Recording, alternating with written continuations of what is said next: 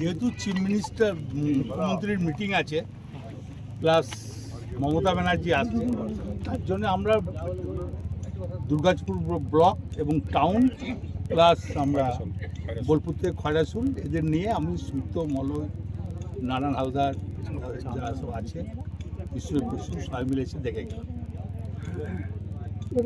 একটা এখানে পার্টির মিটিং হবে, হ্যাঁ, সেখানে তো একটু দেখাশোনার ব্যাপার থাকি, আর এই মাঠটা যাতে ভর্তি হয় তার ব্যবস্থা।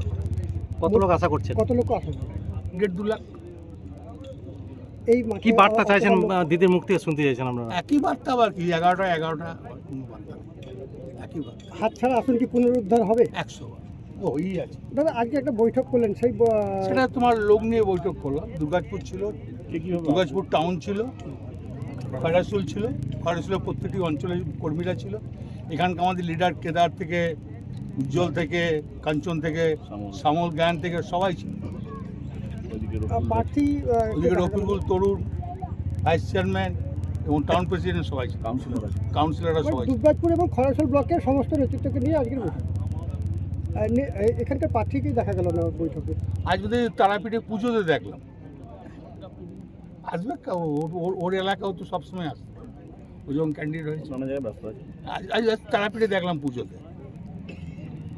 ঠিক।